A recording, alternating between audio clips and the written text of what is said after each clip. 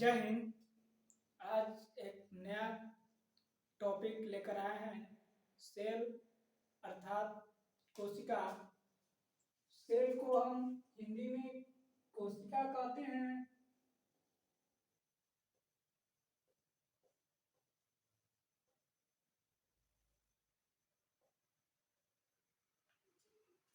Cell को हम हिंदी में कोशिका कहते हैं तथा आज हम कोशिका के बारे में पूरा डिटेल से समझेंगे और एग्जाम्पल से एक एक कोशिका को हम लेकर के देखेंगे।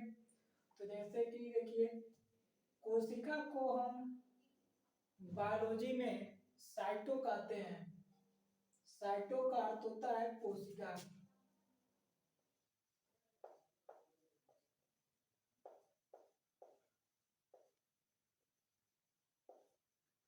अब कोशिका के अध्ययन करने वाले को साइटोलॉजी कहते हैं। अब देखते हैं कि कोशिका के खोजकर्ता कौन है और उनके जनक कौन है।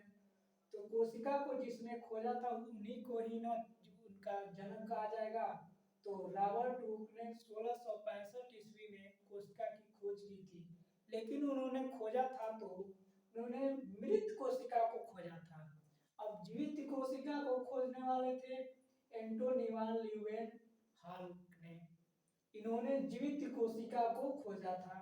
अब एक वैज्ञानिक थे स्लाइडेन एवं स्वान ने, जिसने यह सिद्धांत दिया कि हमारा जो शरीर है पूरा शरीर कोशिकाओं से मिलकर के बना है। तो अब देखते हैं पूरे वर्ल्ड अर्थात संसार में सबसे छोटी एवं सबसे बड़ी कोशिका। तो ऑल ओवर वर्ल्ड में सबसे छोटी कोशिका माइकोप्लाज्मा की कोशिका होती है तथा सबसे बड़ी कोशिका जो एक पक्षी है शुतुरमुर्ग, शुतुरमुर्ग का अंडा सबसे बड़ा कोशिका है। अब ये हो गया ऑल ओवर वर्ल्ड में। अब देखते हैं ऑल ओवर बॉडी में अर्थात मनुष्य के शरीर में सबसे बड़ी कोशिका एवं छोटी तथा सबसे लंबी कोशिका। तो मनुष्य के शरीर में सबसे छोटी कोशिका मेल के जो शुक्राणु में स्पर्म पाए जाते हैं वह सबसे छोटी कोशिका होती है तथा सबसे बड़ी कोशिका फीमेल के ओवरी ओवरी में पाए जाते हैं, वह सबसे छोटी कोशिका होती है। अब देखते हैं कि लेंथ अर्थात लंबाई में सबसे लंबी कोशिका कौन सी है। तो सबसे लंबी कोशिका न्यूरॉन सेल होती है, न्यूरॉन कोशिका। यह हमारे मस्तिष्क में पाई जाती है। और ये देखिए, यह जो न्यूरॉन सेल होता है ये विभाजन रहित होता है, इसमें विभाजन नहीं होते हैं लेकिन क्योंकि शरीर के मस्तिष्क में यह न्यूरॉन सेल पाया जाता है। यह 90% न्यूरॉन सेल हमारे मस्तिष्क में पाए जाते हैं, इसीलिए यहाँ पर उतना बीमारी नहीं होता है हमारे सिर में। लेकिन कभी कभी वहाँ भी विभाजन हो जाता है 10% में और भी कोशिकाएं पाई जाती हैं, जिससे कि सेल डिवीजन हो जाता है, जैसे कि हमारे ब्रेन में कैंसर ट्यूमर हो जाते हैं। अब देखते हैं सबसे तेज विभाजन कोशिका कौन सी है। तो हम ग्लैंड चैप्टर में बताए थे कि यकृत अर्थात लीवर यह सबसे विभाजन वाला कोशिका है। अगर लीवर कट पिट जाए तो अपने आप क्षतिग्रस्त कोशिकाओं को पूर्ति कर सकता है। तो जैसे कि सबसे तेज विभाजन लीवर है। अब हम देखते हैं कि अब कोशिका को एक एक उदाहरण लेकर के हम देखेंगे। तब तक आप लोग इसका स्क्रीनशॉट ले लें।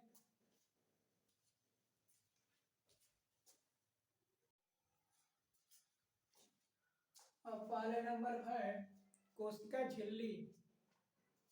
जैसे कि अब सभी कोशिकाओं को रखने के लिए अब एक झिल्ली की आवश्यकता तो होती ही है। तो इसी तरह से एक है जो कोशिका झिल्ली, जिसको हम प्लाज्मा झिल्ली कहते हैं। अब ये हो गया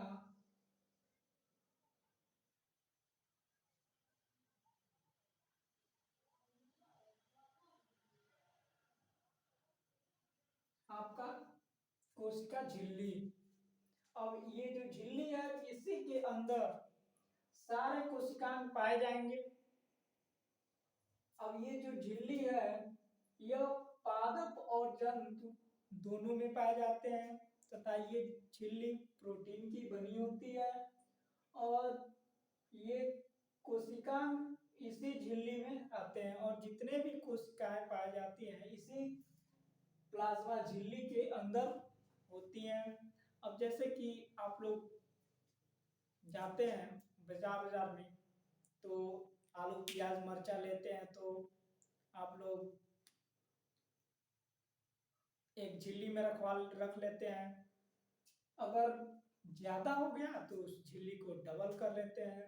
तो इसी प्रकार से दूसरे नंबर पर कोशिका भित्ति, इसको हम इंग्लिश में कहते हैं सेल वॉल।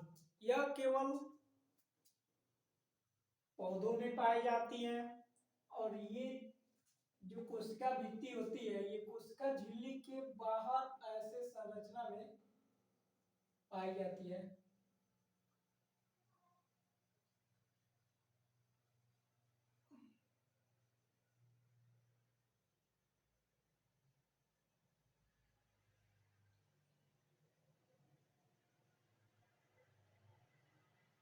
ये कोशिका झिल्ली के बाहरी परत पर पाई जाती है। इसको हम कोशिका भित्ति या सेल वॉल कहते हैं। ये जो कोशिका भित्ति होती है यह केवल पौधों में ही पाई जाती है। ये जो कोशिका भित्ति सेल्यूलोज की बनी होती है तथा यह पौधों को सुरक्षा तथा आकार प्रदान करने में सहायक होते हैं।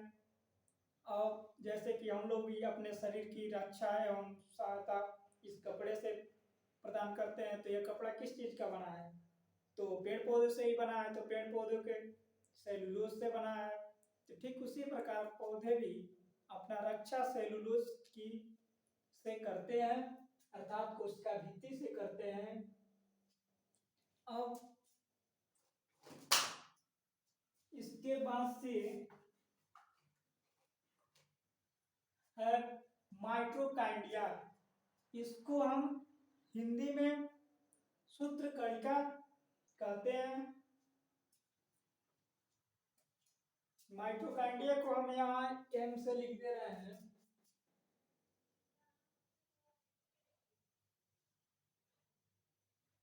अब ये जो माइटोकांड्रिया है इसकी खोज अल्टमैन नामक वैज्ञानिक ने की थी।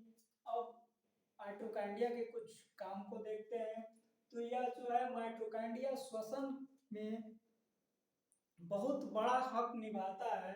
श्वसन के दौरान ये माइटोकांड्रिया में क्रेब्स चक्र चलता है तथा जब क्रेब्स चक्र चलता है तो उसमें एटीपी के निर्माण होते हैं तथा 38 एटीपी मिल करके एक ग्लूकोज का निर्माण करते हैं।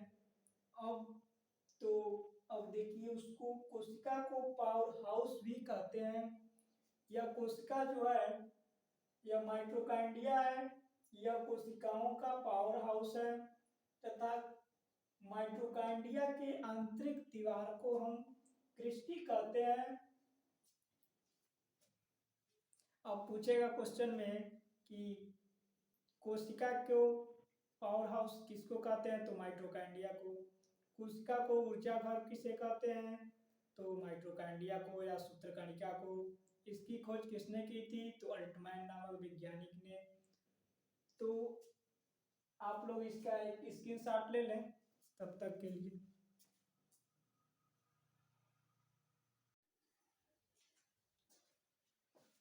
अब गोल्जी बॉडी या इसको हम गोल्जी काय भी कहते हैं।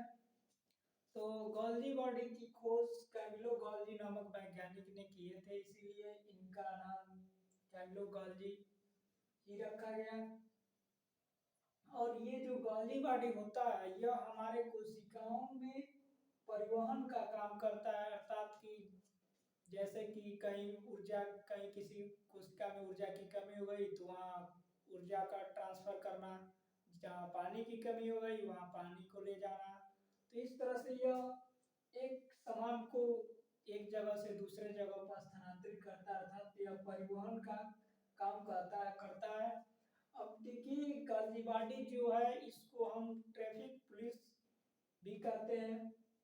ट्रैफिक पुलिस आप तो जानते ही हैं कि वहाँ जब गाड़ियाँ आती जाती हैं तो बीच में इधर से उधर पार कराने में लगे रहते हैं, इसीलिए इसको हम ट्रैफिक पुलिस भी कहते हैं। और रसधानी अर्थात व्हीकल्स, यह जो होता है, ये रसधानी जो होता है इसमें जल का संग्रह होता है। ये जंतुओं में सबसे बड़ा पाया जाता है तथा मानव में सबसे छोटा पाया जाता है। तो इस तरह से हम व्हीकल्स अर्थात राजधानी को देखिए। अब देखते हैं तारकाय अर्थात सेंट्रोसोम।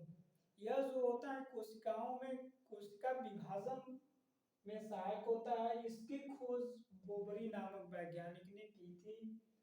यह कोशिका विभाजन करता है और पुनः निर्माण करता है। जैसे कि अब एक कोशिका है, तो एक कोशिका तो वह बीच से विभाजन होके दो नए कोशिकाओं में बट जाता है। तो एक कोशिकाओं से दो कोशिकाओं में अर्थात एक कोशिका से विभाजन करके पुनः दूसरे नए कोशिका को जन्म देना ही पुनर्निर्माण अर्थात कोशिका विभाजन कहते हैं। अब ये कोशिका विभाजन जो है लीवर में सबसे अधिक होता है, इसलिए ये जो तीर का निशान है ऊपर की तरफ दिखा दिए हैं। और ब्रेन में हम बताए हैं कि न्यूरॉन सेल में सबसे कम विभाजन होता है। अब इसके बाद से है, अब गोल्दीबाजी को हम यहाँ जी से लिख देते हैं। और उसके बाद से रसधानी को भी से वैक्यूल्स,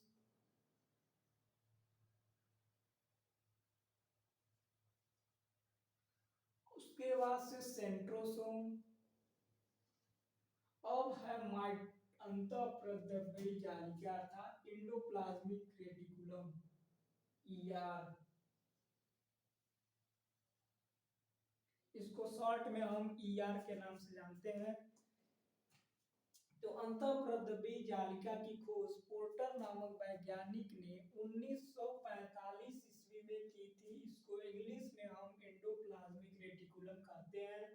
अब ये जो एंडोप्लाज्मिक रेटिकुलम होता है यह कोशिकाओं में आंतरिक कंकाल का काम करता है, जिससे कि कोशिका को फुला के रखता है और यह आंतरिक सहायता प्रदान भी करता है।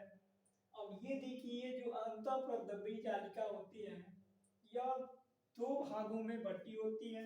जैसे कि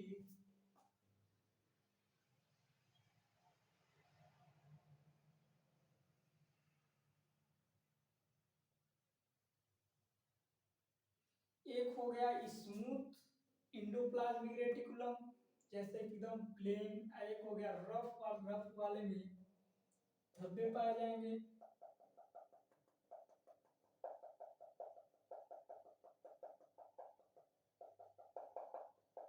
तो ये जो होते हैं रफ वाले में ये सेंट्रोसोम के धब्बे पाए जाते हैं। ये जो रफ साइड में प्रोटीन का निर्माण होता है, यह वाला साइड खुरदुरा होता है, इसलिए इसको रफ ईआर अर्थात रफ एंडोप्लाज्मिक रेटिकुलम कहते हैं। ये दूसरा साइड है स्मूथ अर्थात चर्बी तेल जैसे चिकना होता है। वैसे ही यह स्मूथ एंडोप्लाज्मिक रेटिकुलम यह तेल अर्थात वसा या लिपिड का निर्माण करता है। तो इस तरह से हम एंडोप्लाज्मिक रेटिकुलम के बारे में देखें। अब आप लोग इसका स्क्रीनशॉट लेना चाहते हैं तो ले सकते हैं।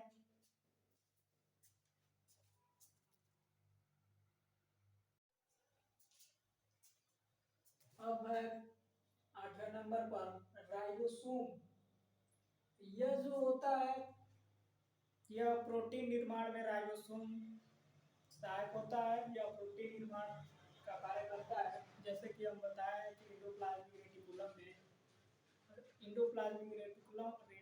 के रफ साइड में प्रोटीन निर्माण किसके द्वारा होता है? राइबोसोम के द्वारा। तो राइबोसोम की खोज पाइलार्डे नामक वैज्ञानिक ने की थी। और यह जो होता है निर्माण में प्रोटीन निर्माण करता है। और राइबोसोम को प्रोटीन की फैक्ट्री भी कहते हैं। और देखते हैं कि यह जो राइबोसोम होता है सेडिमेंशन सेट 17 यह सबसे छोटा प्रोकैरियोटिक में यह सबसे छोटा प्रोकैरियोटिक में यह छोटा होता है तथा यूकैरियोटिक में यह बड़ा होता है, इसीलिए इसको टेक्निकल नाम से 70S या 80S भी लिखते हैं। अब है उसके बाद से तो ये जो राइबोसोम है, अब इसके बाद से राइबोसोम राइबोसोम आर से राइबोसोम और केंद्रक, यह जो न्यूक्लियस, तो केंद्रक सबसे बीच वाले भाग को हम कहते हैं केंद्रक, न्यूक्लियस। इसकी खोज रॉबर्ट ब्राउन ने की थी। अब केंद्रक के अंदर क्रोमोसोम अर्थात गुणसूत्र पाए जाते हैं। उस गुणसूत्र में डीएनए, आरएनए और जीन पाए जाते हैं। अब ये जो केंद्रक है यह सभी कोशिकाओं को कंट्रोल करके रखता है, इसलिए इसको ब्रेन ऑफ सेल अर्थात कोशिकाओं की मस्तिष्क भी इसे कहते हैं। यह कंट्रोलर अर्थात सभी कोशिकाओं को यह कंट्रोल करके रखता है। और ये जो डीएनए कोशिकाओं में जो लिक्विड भरे होते हैं इसमें 80% प्रोटीन होते हैं तथा 20% में आरएनए, डीएनए और जीन भी पाए जाते हैं। अब उसके बाद से है लाइसोजाइम एंजाइम। लाइसोजाइम एंजाइम इसकी खोज डी डुबे नामक वैज्ञानिक ने की थी तथा लाइसोजाइम से जल अपघटक एंजाइम निकलते हैं। इसको इंग्लिश में हम हाइड्रोलाइटिक एंजाइम भी कहते हैं। यह जो होता है जल अपघटक एंजाइम, यह कोशिका पाचन का कार्य करता है। जैसे कि अब कहीं चोट लग जाता है तो वहाँ काला हो जाता है, तो वहाँ के लाइसोसोम मर जाते हैं, तो अगल बगल के लाइसोसोम जो होते हैं उसको थोड़ा थोड़ा अपना जल अपघटक एंजाइम छिड़क के उसको पुनः ठीक कर देते हैं।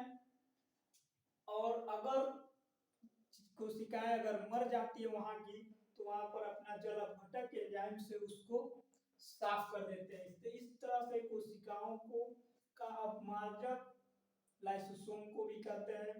यह जो लाइसोसोम होता है यह आत्महत्या की थैली होती है।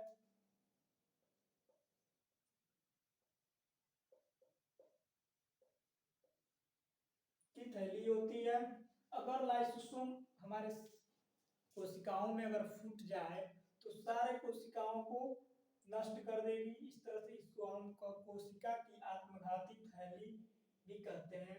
अब ये देखिए आरबीसी अर्थात रेड ब्लड कणिकाओं में लाइसोसोम नहीं पाए जाते हैं तथा आरबीसी का जीवन काल 120 दिन का होता है। अब देखिए इसमें आरबीसी में लाइसोसोम नहीं पाए जाते हैं। अगर ये ब्लड खराब हो जाते हैं तो इनका तो कोई पाचन करने वाला तो है नहीं, क्योंकि इसमें लाइसोसोम नहीं पाए जाते हैं। तो इसलिए आरबीसी का कब्रिस्तान एक लीवर के नीचे होता है, स्प्लीन, इसको हिंदी में प्लीहा या तिल्ली कहते हैं।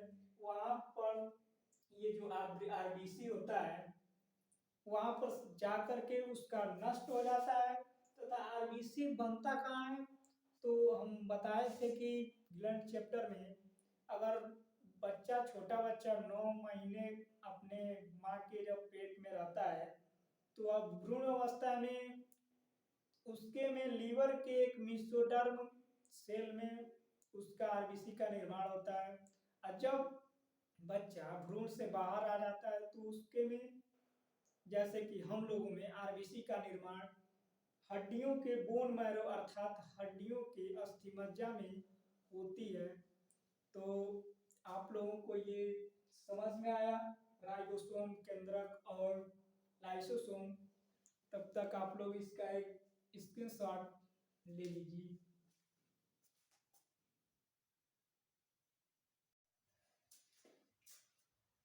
अब 11वें नंबर पर है जीव द्रव्य अर्थात प्रोटोप्लाज्म वह एक प्रकार का द्रव्य है जो द्रव्य में जल की मात्रा 80% होती है तथा यह जो द्रव्य होता है यह कलरलेस होता है, इसका कोई रंग नहीं होता है, किसी रंग का नहीं पाया जाता है।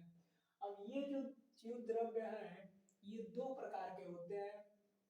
अब एक होता है जीव द्रव्य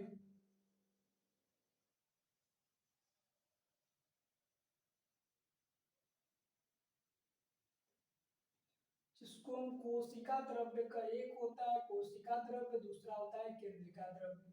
तो हम इमेज के माध्यम से समझते हैं। ये हो गया पूरा कोशिकांग, कोशिका झिल्ली। अब इसके बीच में पाया जाता है केंद्रक अर्थात न्यूक्लियस। अब ये जो कोशिका द्रव्य है तो कोशिका द्रव्य ये जो भरा होता है केंद्रक के बाहर जो जल भरे होते हैं इसको हम कोशिका द्रव्य कहते हैं। कोशिका कोशिकाओं ये जो द्रव्य भरा रहता है यह कोशिकाओं को संरक्षण प्रदान करता है, अर्थात जैसे कि हम मान चलिए कि इसमें mitochondria, Golgi, body, vacuole, centrosome, endoplasmic reticulum, ribosome और लैन का अर्थात लाइसोसोम पाए जाते हैं। इन लोगों को एक निश्चित स्थान पर रहने के लिए ताकि ये आपस में लड़ न सके, अर्थात अब जैसे मान चलिए कोशिका में वैसे अब किसी बैग में मान के चलिए हम कोई भी सामान चम्मच गिलास प्लेट व्लेट अगर रख के ऐसे दौड़ेंगे तो हड़बड़ बड़बड़ करेगा। तो वैसे में अगर कोशिका में ये जल केंद्रिका के कोशिका द्रव्य न भरा हो तो अगर वैसे अगर दौड़े तो सारे कोशिका कंपन करेंगे इसी झिल्ली के अंदर। अगर कहीं गलती से लाइसोसोम फूट गया तो सारे कोशिकाओं को नष्ट कर देगा, सबको भड़का कर रख देगा और पूरी नष्ट कर देगा। इसीलिए यह कोशिकांग झिल्ली के अंदर एक द्रव पाया जाता है जो कोशिकाओं को एक निश्चित स्थान तथा एक निश्चित दूरी बनाए रखने के लिए एक द्रव पाया जाता है जिसको हम कोशिका द्रव्य, इसको इंग्लिश में साइटोप्लाज्म कहते हैं।